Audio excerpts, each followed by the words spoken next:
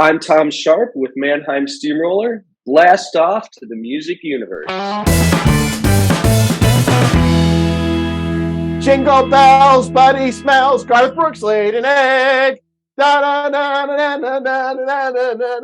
know, Hey! I don't like when you surprise me with stuff you're going to say on this show, because usually it's something silly and sometimes embarrassing.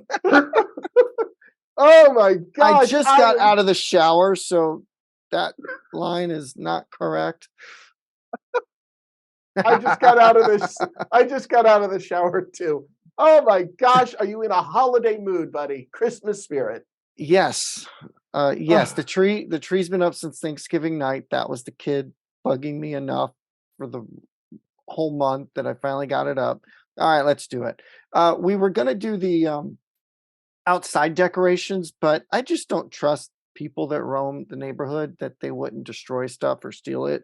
And Right. I don't want to have to be a Grinch and chase somebody and That's whatever. great. So we just opted right now, unless I change my mind and maybe put some lights up, to just do the tree. What about you? I know you got yours up already, right? Yes. So my tradition is I go home for Thanksgiving. I say tradition because it's, that's the cool thing about the holidays is when you move, the traditions kind of evolve. I go home for Mm-hmm. Thanksgiving and they came back and my dad always helps me put up the tree. First, we got to clean the apartment. So we did that, cleared out the No ottoman. comment. No comment. Cleared out the ottoman, put the little table. My tree's only about 4 foot. And Mm-hmm. so we put it on a little table, and it's a really cute little tree. It's what they call frocked, which means it has the snow on it. It's a green tree, looks like, snow's fallen on the pines, and it's lit. And I don't do any ornaments. Now, I don't have any pets or anything. You don't do ornaments? Nope. I like a clean lit tree. That's it. Now, okay, that's something I did not know from you. That is interesting and No, strange, but I do, interesting. I don't do any ornaments. First of all, it doesn't matter if you have pets or not. The ornaments are going to fall off. So you buy a nice ornament. Mine I don't buy fall ornament. off. Well, You get hooks. well, that's amazing considering you live on an animal farm, basically. Well, I live in one. Right. Well, I mean, the cats, we got a new tree with like the snow that's kind of on it, and then it's got like I called them cherries. My daughter's like, they're cranberries. I'm like, I should have known cranberries, of course. And then it has pine cones kind of built in it. Well, they kind of gnaw on it here and there, and some of the flakes fall, but I've not had the ornaments fall. So Interesting. that if you know how to put the ornaments on, Matt, they will not fall. That's what hooks are for. Well, I personally like just a lit tree. I like to surround it with ornaments. I get ornaments at different concerts and things.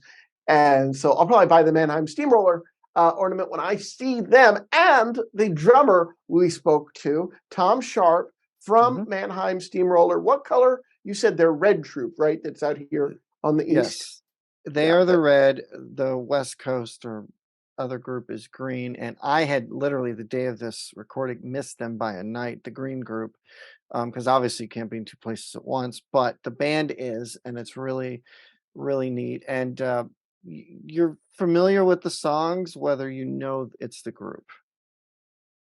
Right. You hear them everywhere you go at Christmas time. Doesn't matter if it's a CVS, a dollar store, a Walmart, or a Saks Fifth Avenue or a Macy's.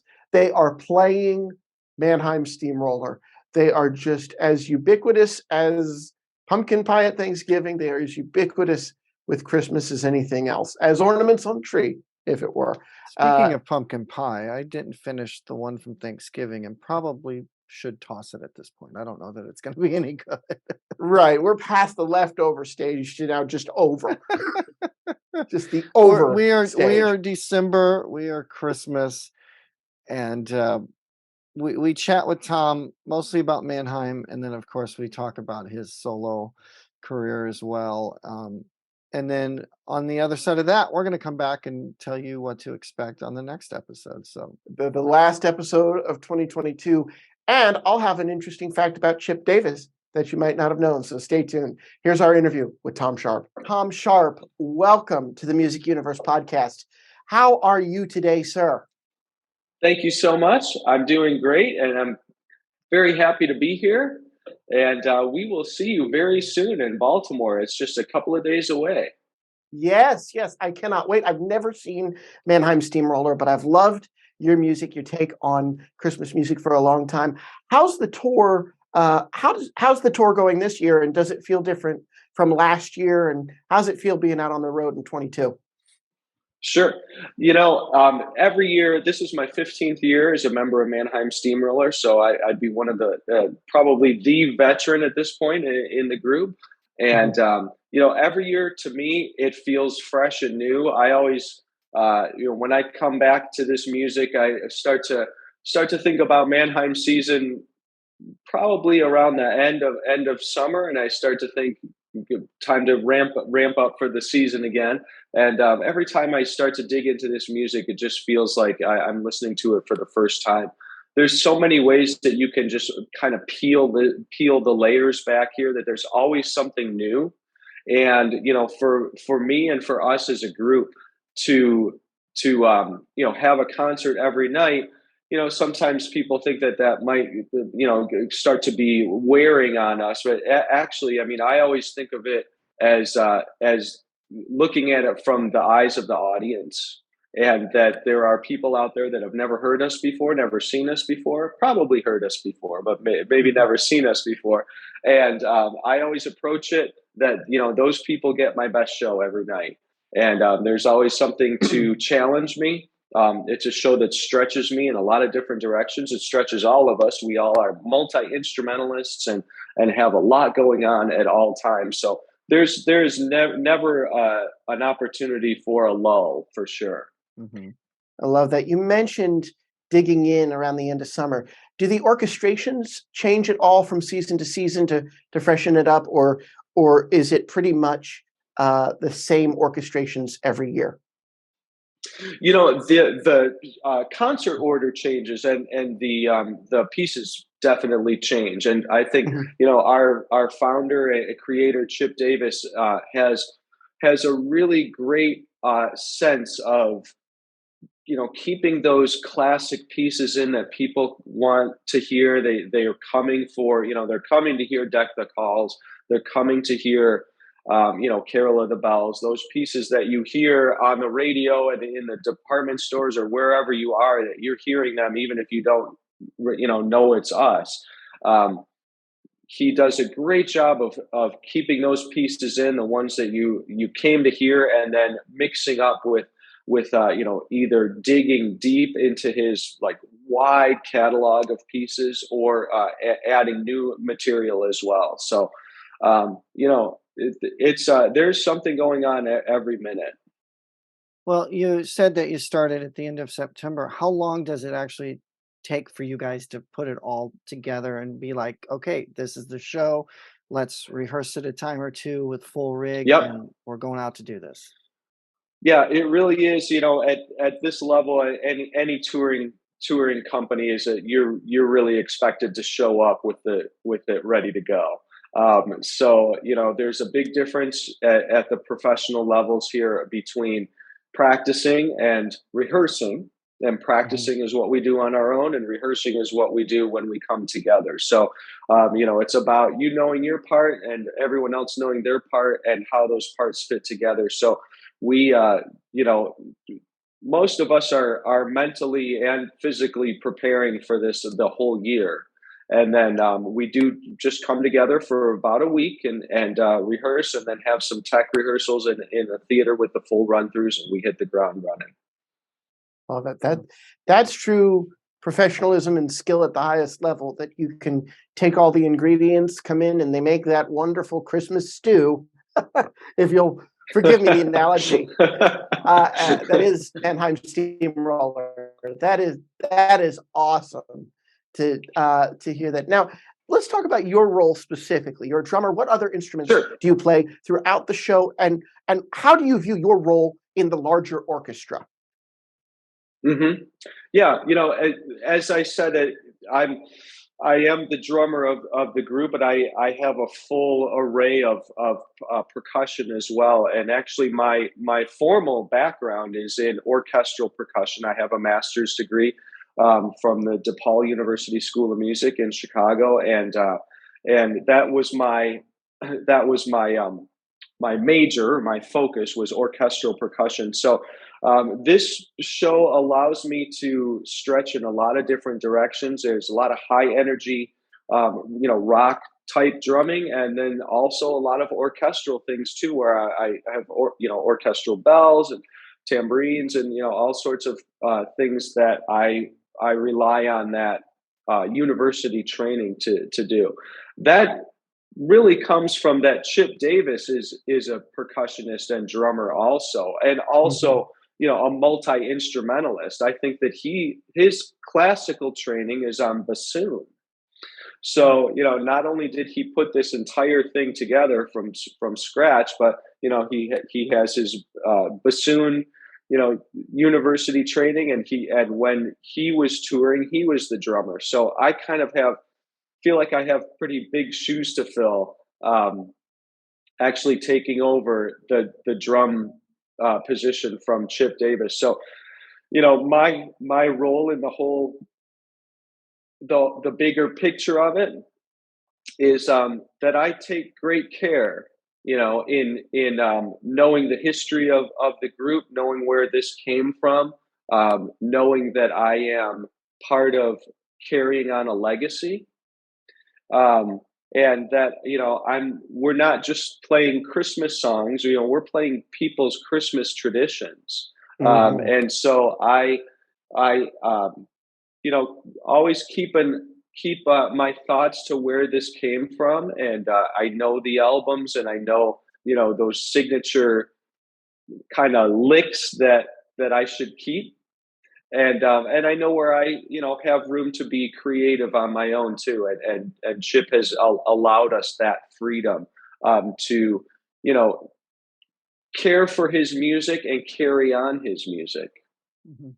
Well, that brings me to my next question, because when you're talking, especially with orchestrated music, a lot of that is charted out. Are you guys a band that does that, or do you just memorize it? Everything is charted, yes, for Mhm. sure. By the time we all have a little bit of a different approach to this, but by the time I get to rehearsal, I have everything memorized. So I'm not reading music on stage. I feel like the biggest thing for me is connection with the audience. That's my main goal, is to create an experience for the audience, to connect with the audience. And for me, I need to have my projection outward toward, and so that Mhm. I'm kind of able to draw them in. So by the time I get to rehearsal, I'm off the music for sure. I saw a special, I think it was like a CBS or an ABC News special some years ago. It was actually one of my first introductions to how Mannheim was formed, where Chip was flying from show to show to show. Does he still come out and conduct, or is he completely off the road? He is not completely off the road. We do see him occasionally. He does not conduct our group. Okay. However, he does have about a month of weekends, I think, at Universal Studios in Orlando, where he flies down there and conducts the music of Mannheim Steamroller at Christmas time at Universal Studios. That's So amazing. he's still very involved with everything that we do. We see him at rehearsals, and he texts me a lot to see how things are going, and he's just a really great, personable guy. And he was that way from day one when I met him. Is very very easy and easy to get along with. Right. And to clarify what you mean for our listeners when you say your group, much like the other Christmas band that tours this time of year, you have kind of an A group and a B group that allows you to tour the West and East Coast and middle of the country and cover a lot of ground in a very, very short holiday season. When you come together and rehearse, do you rehearse all together, or do you rehearse in your touring orchestras? Both, both. When we come together in before the tour starts, we're all together, and then we have some rehearsals are company rehearsals, and the others are we split into our two groups. So I would call them A group and A group. I didn't So mean it it's as just in no, I know. quality. Yeah. Yeah, yeah. But yeah, there's it's amazing. There's such a demand for this music, and the Christmas season is such a short period of time that even all these years later, we're past our 35th anniversary of this Christmas tour, which makes it the longest running tour in history. And to have that demand where we can split our company into two and bring this to you, in Baltimore, Mhm. and the other groups, in Wyoming, or somewhere Yeah. who I haven't looked at exact comparison, but there is that demand for it still all these years later. That it just really speaks to how special of a show and how special the music is. Yeah. And what do you say to the new fans that are coming out, maybe who haven't seen you, maybe weren't familiar with who you guys were, but knew the music? They come and see you live. What are you hoping they take away from it compared to the veterans that have seen you guys year after year? Yeah, I really feel like I would like the audience to leave feeling like they heard something really special. That it's not really even just a holiday concert or playing Christmas songs, but that this is a special thing for families and for generations of families who their parents might have heard it first and brought their kids, and now those kids are grown and bringing their own kids. So this is a real tradition throughout the years. I feel like it's a perfect blend of classical sophistication, raw rock energy.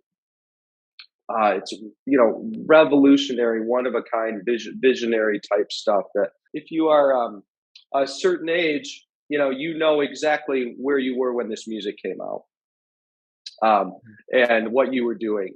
And so to have that, to carry that down through, the different generations is something that's really special. So I feel like we are going to lift you up at this concert.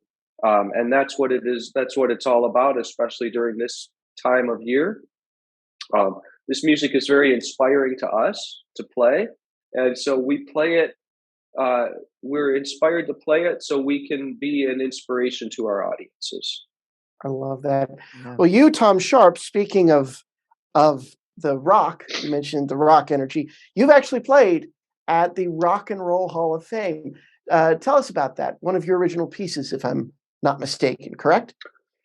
Yeah, yeah, that was pretty amazing. I'm really fortunate to have the career that I've had. I have my own compositions, and I've played with other famous artists, and had long tenures with other artists. And I really I'm fortunate. A lot of people. This is of course, being a professional musician is a dream for a lot of people, and the the Rock and Roll Hall of Fame show was almost, I think that it might have been the first time that I had performed my music live. I wound up winning a contest, a Mm. songwriting contest called the John Lennon Songwriting Contest. Mhm.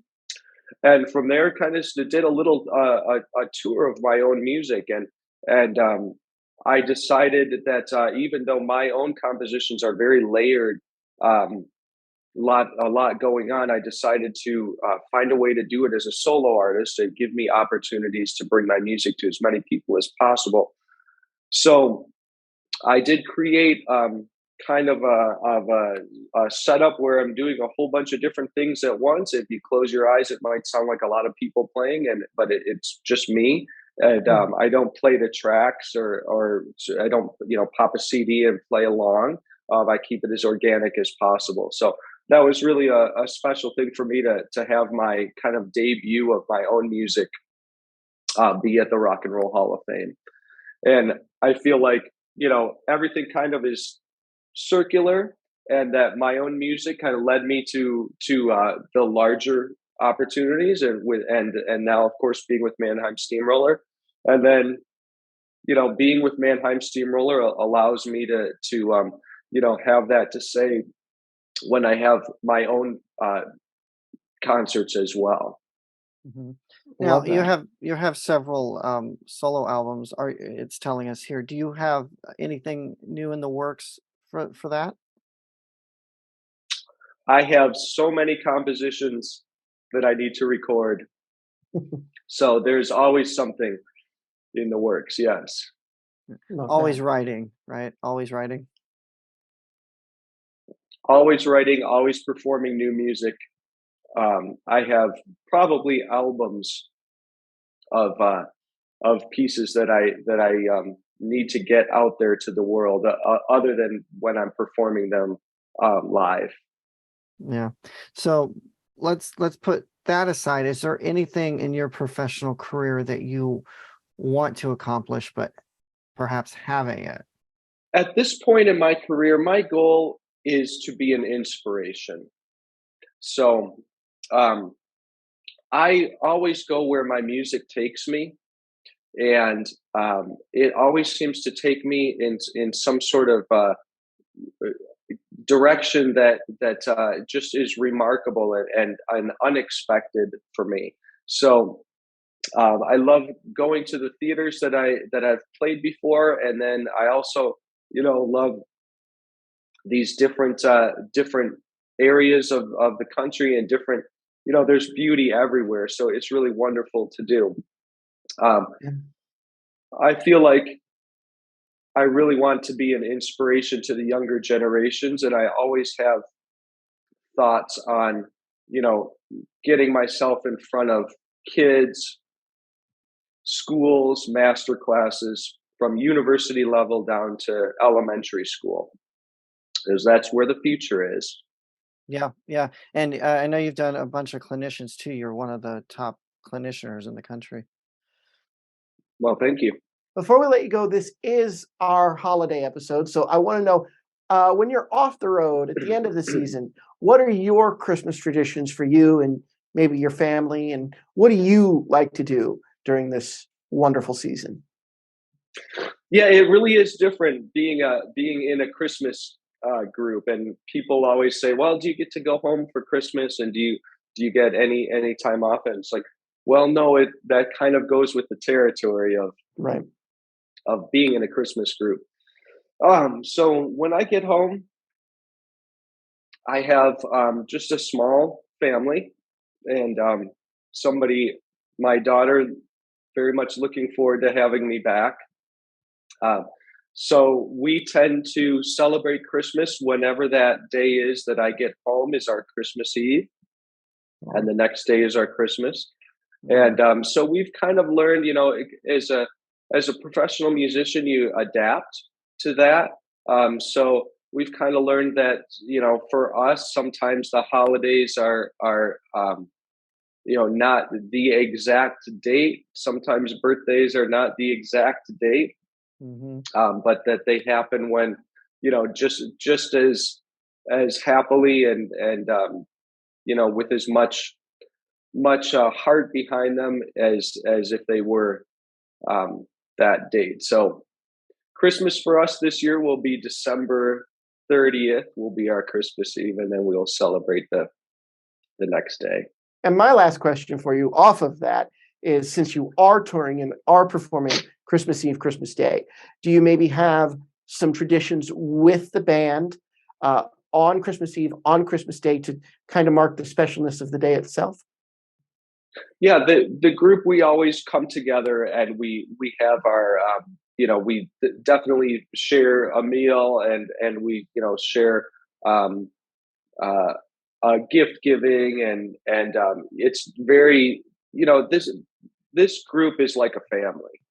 Mhm. And so once you're in the Mannheim family, you're always in. Love And that. so we do look forward to that time together, and we make it special wherever we are in the country. Just to clarify, as you mentioned earlier, the A and the A group, you're in the red group, And then there's also the green group, right? See, Correct. Yep. wish I'd have known that coming in. I wouldn't have said A and B. No, it's fine. And I totally understood what you meant. So So, no, Tom Sharpe, I got to tell you, you mentioned with you and your family celebrating whenever you're able to, because it is the holiday season. I firmly believe that. Buddy firmly believes that. And we know that Mannheim Steamroller is a big, big part of that season. Thank you for coming and sharing a little bit of your story with us. And may the rest of the tour this month be wonderful for you. We'll see you. I'll see you in Baltimore. Buddy's over in Bakersfield. I'll see you in Baltimore in just a few days. Thank you so much. That This was sounds fun. great. We're really looking forward to it, and we can't wait to get to Baltimore. So we'll see you real soon. See you soon. All right. Take care, Tom. Okay. All right. Thanks so much. All right, buddy. Now, that fact about Chip Davis that I want to get to before we get to sort of our housekeeping for the end of the year. This song is a novelty song called Convoy by C.W. McCall. I think you will know it when you hear the chorus here.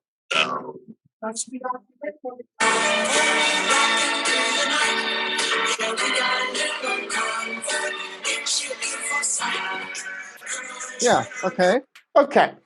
That song was produced, and the drummer was produced by and drummed on the person who did the drums, Chip Davis, in the 70s. So Nice. he's had quite the varied career, Mr.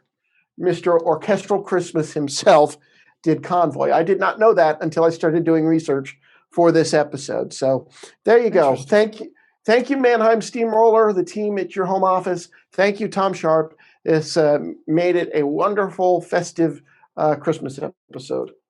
Oh yeah, Thank you. yeah. We try to do a Christmas episode annually, and you never know who we're gonna get.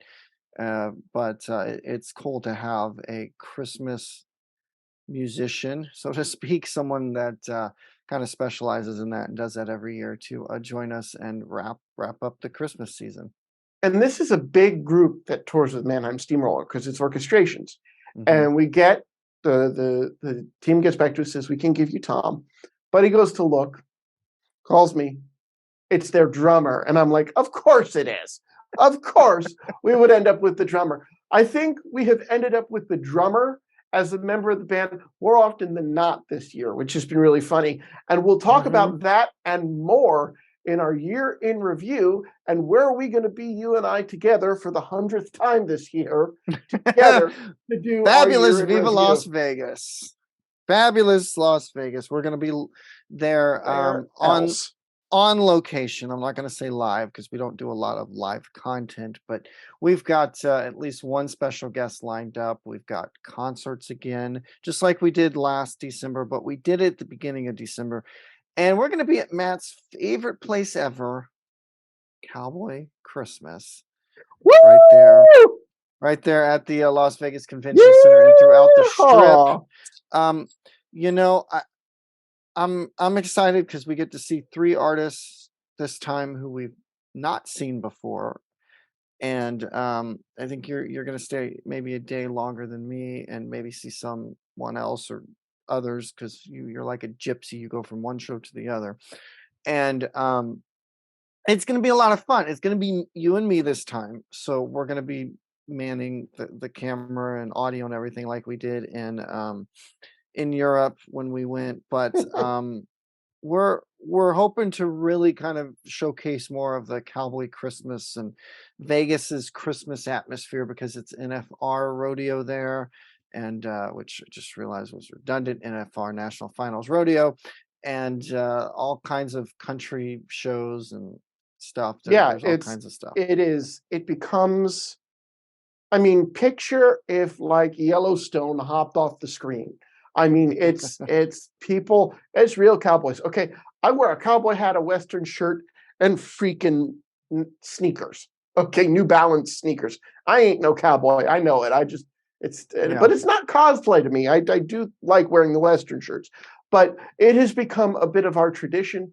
It was so much fun last year. I said, we got to do it again this year. And so I had been saying since we were there last year, oh God, we got to do this again because all the great country artists that we have, all the great country artists that tour year round, they end up in Vegas in December performing either quick little bar shows like Lainey Wilson, the reigning CMA Vocalist of the Year, December 2nd, had a free show at the Mirage at the MGM Sportsbook.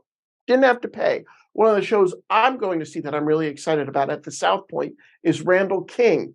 That is a free show. So NFR, which by the time you see this will have already happened and we will have been there. But the point I'm trying to make is these awesome country artists, these top tickets, they come to Vegas, they're very accessible. Some of them do big shows, some of them do free showcases. And it's just a country winter wonderland. And I love it. And it is my oasis of Vegas. And I said to Buddy, we're covering it every year. And he was like, meh. But because it means that's the sound I make whenever I have to travel somewhere. Yeah. Because he has to travel, and I'm the one that travels, but he loves it.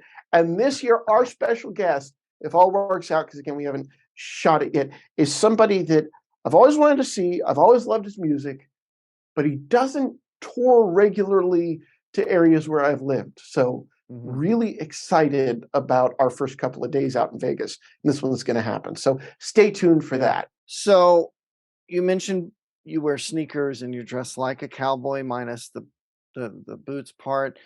Because I'm driving, I think I'm bringing my boots that I will wear selectively because I don't need to be walking in those things, killing my feet more than they already will be walking Vegas. So I will be wearing them to at least one, if not both of the country concerts we're going to see, which I don't want to give away yet. But there's a rock show in there too. So I'll probably go shoes with that one. But I'm thinking I'll need to buy a new Robert Graham for that rock show. You know, I'm thinking I should just hang this up now because I have Robert Graham shirts I haven't worn yet, and I'm going to go there and end up buying one. Watch it. Okay, well, bring one you haven't worn yet, and we'll both wear a Robert Graham to the rock show. Well, do you have any that you haven't worn yet that you can avoid spending money, or you just like spending money? You want to go buy one? Excellent. The latter. I knew it. Well, it's all right. You collect shirts. That's cool. Yes. And you collect shirts my too. Collection. Well, you and I'm responsible for that. Sort of. Okay, are we going to debate this on camera? Is this where this is headed? We can. Oh. Hold on. I want to explain this shirt. You look like Hugh Hefner. I look like a damn carpet. Okay. Because no, you're the one who looks like Hugh Hefner. That's more the material he would wear, kind of like velvety. Well, I've had this shirt since like 6th grade. And it's always been larger on me, so that's why I can still fit it at my age. But everybody has ever seen me in the shirt says they hate it. You're the only one when I popped on camera with it. Oh, cool. We match. Like, did not insult it. I guess we have the same type of taste, but look, I can't see the detail in it. It might be a shirt that looks like a carpet in person. I might say, yeah, it looks kind of carpety, but you know what? I actually like that color on you. It matches your ghostly pale skin. So there, I managed to compliment the shirt and insult you. Are you happy? Well, yeah, I kind of am. And we are staying at our what has become our go-to resort for these quick little trips is the Excalibur. Mm-hmm. And then next year, our first planned trip to Vegas will be, well, we'll tell you about that in 2023. For now, we want to wish you a happy holiday season, a wonderful, wonderful Christmas season, whatever you celebrate in this December. Thank you for spending 2022 with us. We will officially wrap the year after the holidays. So this is the second to last episode of the year. We'll have our interview from NFR and our year in review. And I will be doing my 10 favorite concerts because guess what? By the time we wrap the year, I will have seen about 73 concerts and most of the major tours that went on this summer and earlier in the spring. So I'm going to rank them. And I'm pretty sure Garth will be in there, but he's not going to be at the number you think I would put him at. So stay tuned to the music. He's not going to be at 10, 9, 8, 7, 6, 5, 4, 3, 2, and 1. Probably just at one. Right, because I saw so many shows this year of Garth. If you don't get that joke, and I know where you were going with it, and it took me a minute to get that in my head. But anyway, the point is, shave your head a little more. I think it'll help brighten up inside. A lot of fun coming up at the end of the year. Pretty sure Buddy's gonna edit a blooper reel. I don't know. He's a very busy man, and we have a ton of bloopers to go through. But he has been cataloging them. So stay tuned. Enjoy your Christmas. Enjoy your holiday season. We'll see you in the last week of 2022, and we will get ready to kick off 2023 bigger and badder than ever. We'll see you soon. For the Music Universe podcast, I'm Matt the Elf. I'm not saying that, but I am Buddy. Thanks for listening and watching. And be sure to hit the like, subscribe, and share button. And be sure to check out the latest news and concert reviews at themusicuniverse.com. Take care. Merry Christmas. Happy New Year. Christmas. Merry Christmas. See you in Vegas.